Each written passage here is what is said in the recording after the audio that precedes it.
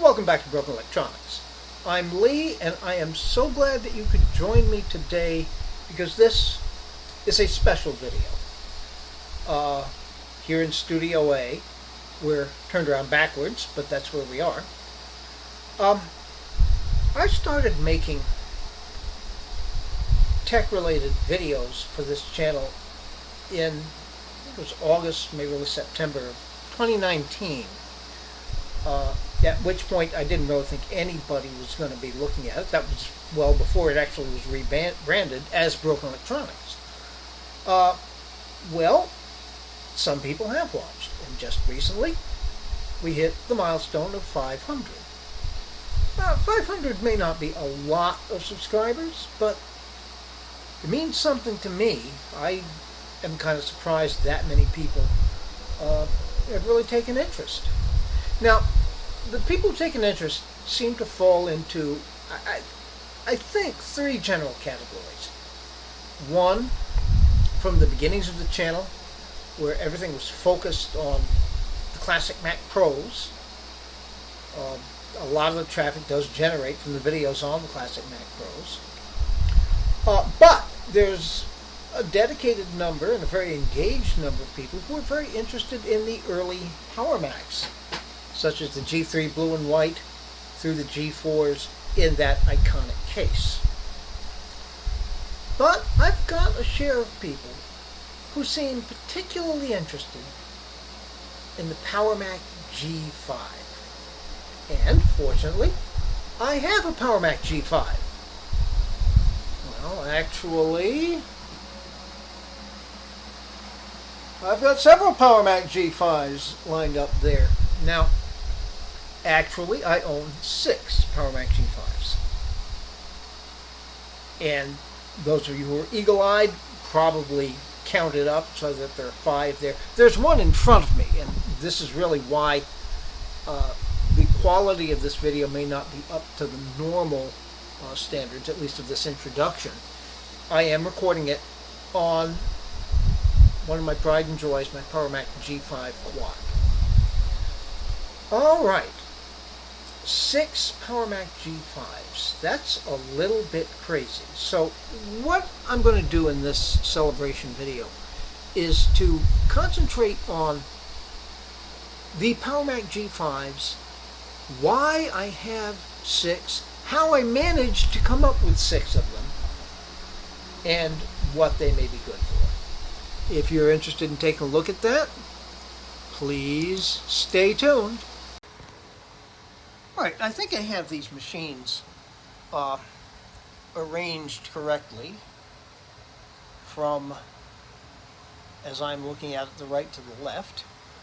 Nearest the wall here, you see one that's kind of bent up and doesn't really stand up straight? That is my first Power Mac G5. I had always wanted one. I finally, looking on eBay, I found one for about 80 bucks. I think there's 50 bucks shipping too. It's a 2003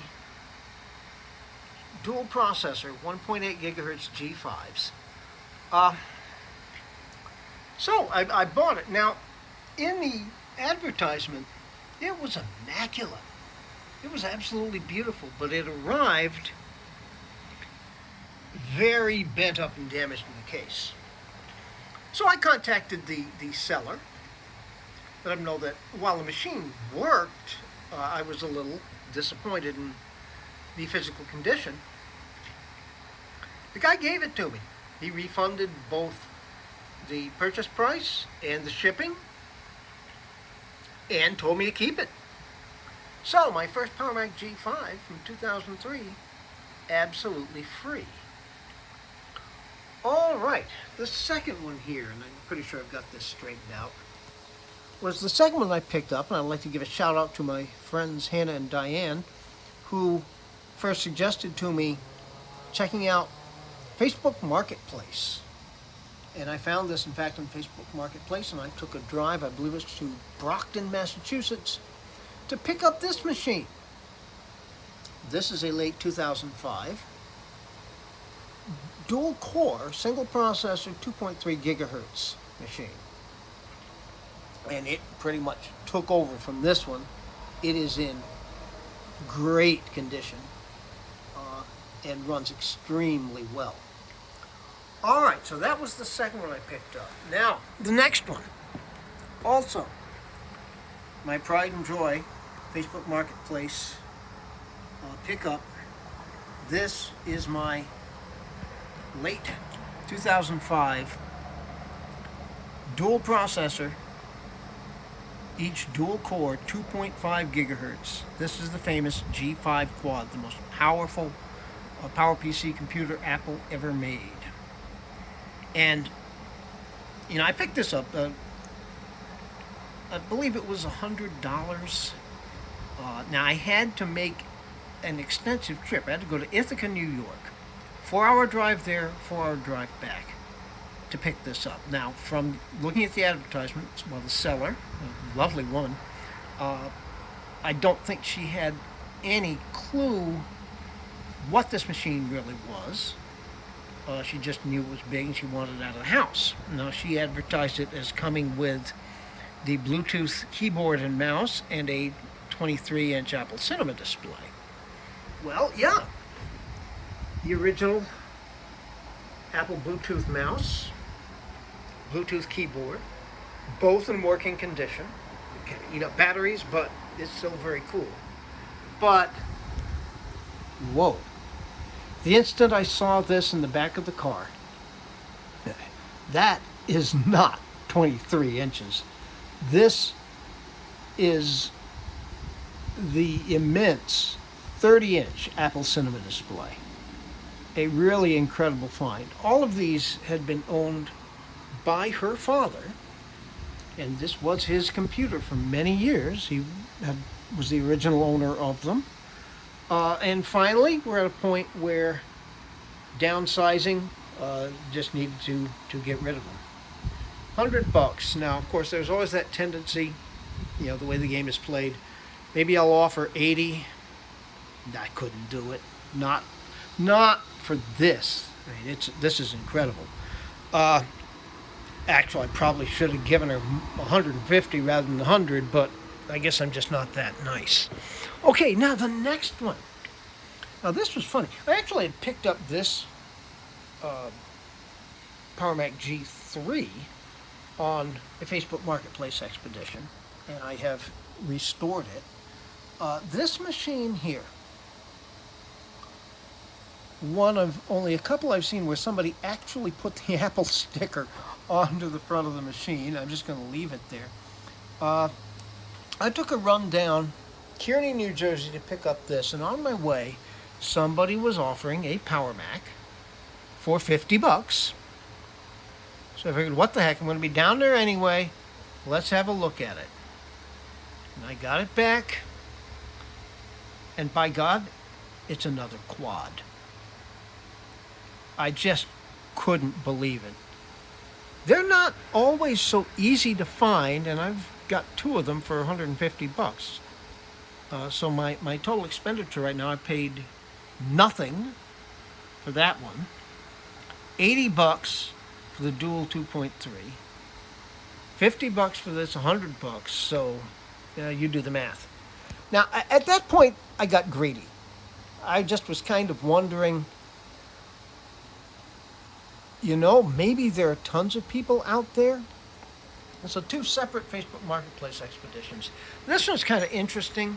A guy had it. A friend of his took a ride down to Bridgeport to get that. A friend of his had left it with him for safekeeping and abandoned it.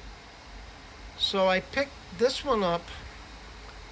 I may have given $50 for it. Came with an Apple Cinema and one of the older Apple Cinema displays, 20-inch, I believe, which is a very nice pickup. And then this one, also a single processor, dual core, 2 gigahertz, both from late 2005. And since then, I've managed to stop myself from buying any more. There's no point in picking these things up. These were relatively common machines. All right, the two uh, 2 gigahertz machines. Both have 8 gigabytes of RAM. The 2 quads and the dual 2.3 both have 16, the maximum. The 2003 can only run 8 gigabytes maximum, and that's what it has in it. Now, I don't think there's a real point in booting all this up, particularly since these 4 are running cloned operating systems. There's not really any difference that you would notice getting them booted up. Opening them up, there are 3 of them that I think I would be interested in opening up. The 2005s all look so similar, it's hard to see any substantial difference there. I would open up the 2003 just to take a look at it. However, with the condition of the case, it is quite an effort to get the side door off and then get it back on again. So I'm going to leave well enough alone on that. I think I will, however, open up the 2 quads. But first thing I want to do, let's boot up the 2003 and get a look at the first G5 that I've had. So please stay tuned. Alright, I plan to do most of this video with screen recording software, which is a story in and of itself. I'll get to that later. I've got the dual 1.8 gigahertz 2003 Power Mac connected now. And I want to do this with the camera capture for a reason. I don't know how well you're going to hear it, but listen carefully as I press the button. You hear that?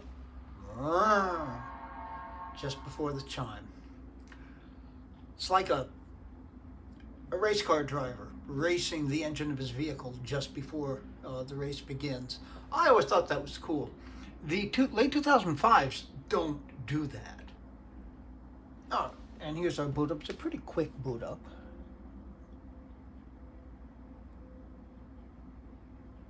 Well, pretty quick to the boot screen anyway, but we'll get there soon. I'm not going to spend a lot of time with this machine. Yeah, it is 2003 and one of the weaker Power Mac G5s. They did have G5 Power Macs with single 1.8 gigahertz processors. I mean, I did a lot of stuff with this machine. Now, there's something I want to point out right away. Let's look into system preferences and displays, because this is weird. We've got this 30-inch cinema display, and the best our graphics card is going to give us is 1280 by 800. Whoa. Pretty crazy. All right, we can look here about this Mac, and there's our dual 1.8 gigahertz PowerPC G5. And it is 2 discrete processors, as I've said.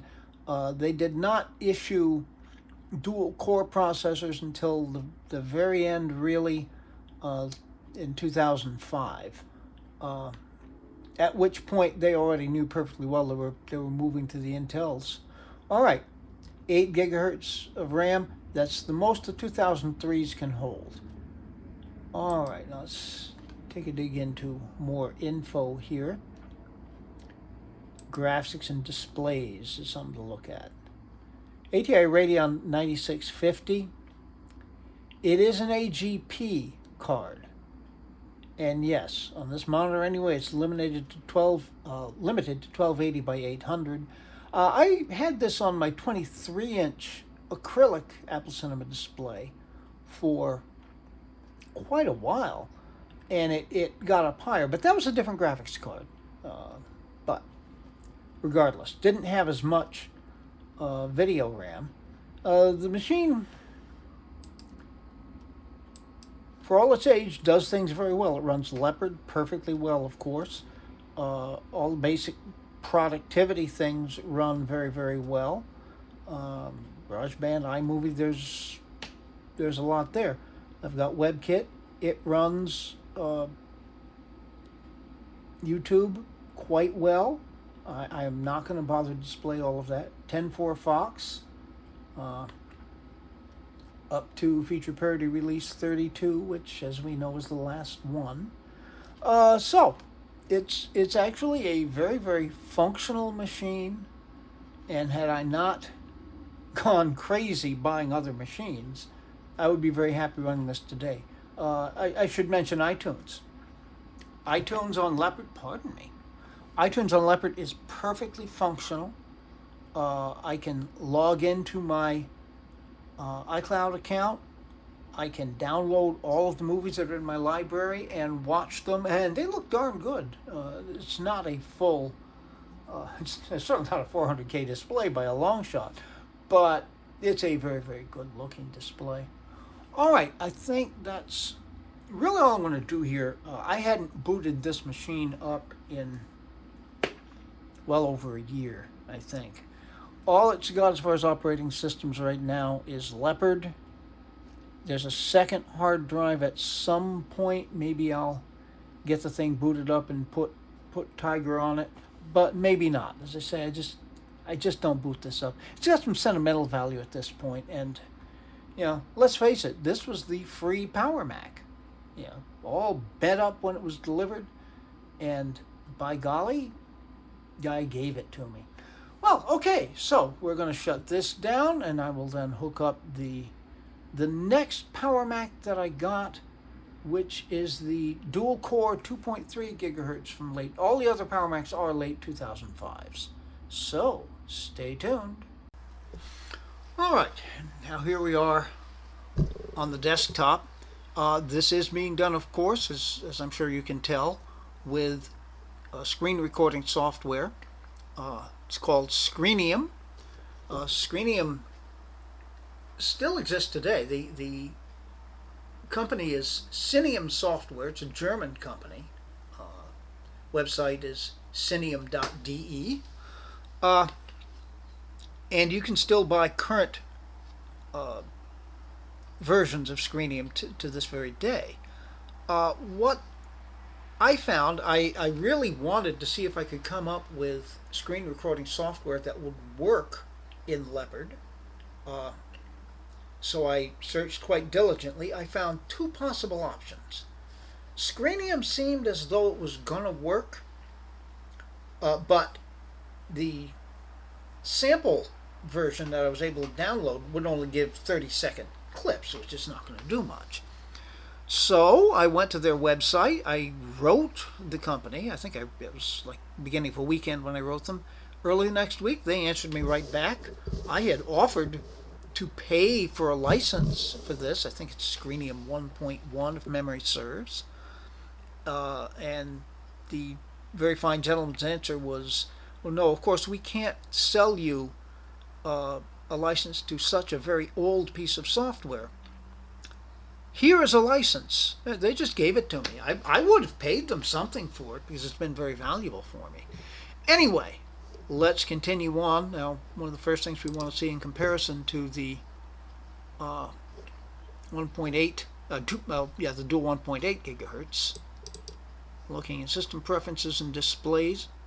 Shoot, it did it to me. It's always doing it to me. Okay, it's set at 2048 by 1280. It actually will go all the way to 2560 by 1600. I am fine with this. I can read the text very easily, but there's a lot of screen real estate. I would go up to the native resolution here, but it does cause a problem with YouTube full screen display. At this, YouTube plays 720p full screen very, very well. All right. So we can close out of that. Let's take a look at about this Mac. You see here it says dual 2.3 gigahertz PowerPC G5. I misidentified this machine at first because the gentleman from whom I bought the machine on Facebook Marketplace posted an ad with a lot of pictures, and I could tell clearly that this was a dual 2.3 gigahertz. However, Apple made two dual 2.3 gigahertz machines, one from early 2005 and one from late 2005. The early 2005 was two discrete, independent, one-core 2.3 gigahertz PowerPC processors. This is one processor with two cores. Apple did not start dealing with two-core machines until the very end of their PowerPC lifetime. And if we look here in more info, we're going to see here processor speed 2.3 gigahertz, number of CPUs 2. Now that indicated, I guess Leopard, since the dual-core machines were so new, had no way of recognizing that, and they simply recognized each core as being a separate GPU. All right. Now, the reason why we have such a different screen resolution, we have NVIDIA GeForce 6600, we have 256 megabytes of video RAM. Here's the big difference. The early 2005 machines still had AGP graphics, and the AGP graphics were somewhat more limited. These late 2005 Power Macs have got PCIe slots, and that opens up a whole new world of possibilities, including what you can do with graphics cards. Memory, all there. The 8 slots, all with 2 gigabytes. It's touchy. You've got to have them seated exactly right. You've got to have them in exactly, the correct kinds of pairs. But once you do, you can get up to 16 on all of these. Disk burning. Yeah, all of late 2005s have got DVD and CD burners. The exception being my main quad, which we will of course get to at the end of this video. This machine does not have AirPort. Doesn't matter, I would plug it in anyway since the AirPort is always going to be on the slow side. And it does not have Bluetooth, so using the Bluetooth keyboard and mouse are not options. Not a big problem at all, certainly. Alright, I don't know that there's anything else to look at here. I'm not going to go into great detail about what's available here. PPC App Store, very handy application. You can just search for PPC App Store, download it, install it, and it's a quick way to find a lot of the basic software you need. It has not been updated in quite a while though. 10.4 Fox, we've got feature parity release 32, which sadly is the last one we're ever going to get. Rest in peace, 10.4 Fox. Still getting security releases and will for another 6 months, at least at the time of the making of this video. WebKit, more out of date than 10.4 Fox. Now, let me correct it. 10.4 Fox as of right now isn't out of date. WebKit is, but WebKit handles YouTube much, much more easily than 10.4 Fox handles it. Just an experiment, Arctic Fox. Now, don't get too excited. Arctic Fox is a great browser on early Intel machines. You're using it on Snow Leopard or Lion. If you've got a machine that's restricted to Lion, you can get a functional and up-to-date web browser in Arctic Fox. This isn't it. This is a PowerPC for Mac port. It's an unofficial port. It hasn't been updated in a while. If you go to the GitHub Arctic Fox page, it will say they eventually would like to support the PowerPC Macs. Hasn't happened as of yet. I don't know if it ever will. 10.4 Bird, we have a good, modern, up-to-date email client. The Adressbook works fine. iCal works fine. I don't think I have much of anything in either one of those right now. iTunes works extremely well. As far as the functionality of the software, I'll get into that perhaps in a bit more detail when we get to the G5 Quad. iPhoto, all of these iLife things work. NeoOffice works very, very well. Time Machine works well. The iWorks works well. Print Shop Final Cut Express does work. I have edited video on Final Cut Express. Now, unfortunately, at the time Final Cut Express was a thing, the quality of video that we expect and take for granted today was not a thing either. So your end result is not going to be great, but it's there. It is functional, as for that matter is iMovie. All right, now I think since this is probably going to end up being a really, really long video as it is, I'm going to shut this machine down, and why don't we take a quick look at one of the two dual-core 2.0 gigahertz machines. They're fundamentally the same, and I'll try to make that really quick because you're not going to see that much difference between them. All right, stay tuned. All right, now here we are on the desktop for what is probably the better of the two dual 2 gigahertz late 2005 Power Macs. And I say probably the better. There's very little to tell between them. Go to About This Mac. They're both dual 2 gigahertz PowerPC G5s. They both have 8 gigabyte of DDR2 SD RAM. They're both running on hard drives. I took the solid state drives, and they are reserved for the more powerful systems. Not that this is not a powerful system. This, like they both dual boot Leopard and Tiger. All right. Now, the one notable difference between the two, if you go to graphics and displays, this is an NVIDIA GeForce 6600, which is, I believe, exactly the card that we found in the dual 2.3 gigahertz. It has 256 megabytes of video RAM. All of this is good. PCIe graphics, which is true of all of the late 2005s. And there's the difference.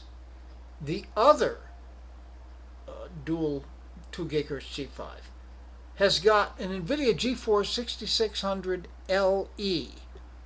And the main difference there is half the video RAM, 128 as opposed to 256. Now, it actually works perfectly well. I don't think there's a major problem with that.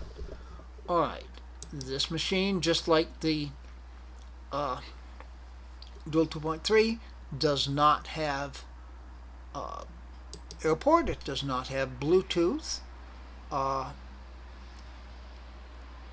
They both have, disc burning. Yeah, they both have CD and DVD burners. All of that's very much the same. I have not put any PCIe cards into the dual 2 gigahertz machines. I don't really use them often at all.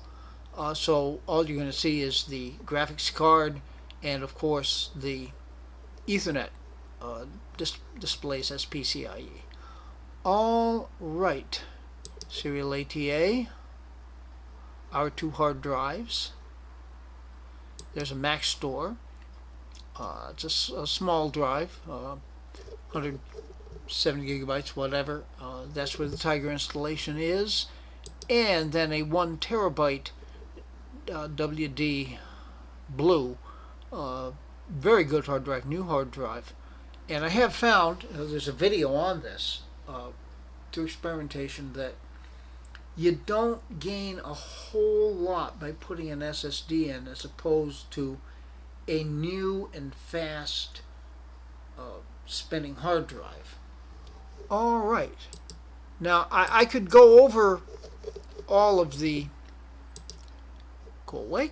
I could go over all of the applications as much as I did in the Dual 2.3. That would get a little boring because actually, in order to save time with both of these dual 2 gigahertz machines, I simply cloned the installations from the dual 2.3. So everything's exactly the same, and you know, you don't find a tremendous difference in behavior. Yes, the 2.3 is the more powerful system, but uh, these things are good. They're definitely good. Okay, now in looking at this, it seems to me if I continue from here, this is going to be a very, very long video. So I'm going to break it here and give a separate video to the two uh, 2.5 gigahertz quads, which are both two distinct two-core processors. Those machines certainly deserve that, and it will keep this from being an interminably long video, which it probably is anyway. So in any event, be good to yourselves. It starts from there. Be good to other people. They very much deserve it. We can make this world a better place, but since it isn't, please take very, very good and careful care. So, very soon we're going to have coming up that second of the 500 subscriber special on the Power Mac G5 quads, the two of them that I am fortunate enough to own. And yes, we'll be continuing with the Mac Pro saga and a lot of G4 content coming up. Until those things are available here on the channel, this has been Broken Electronics.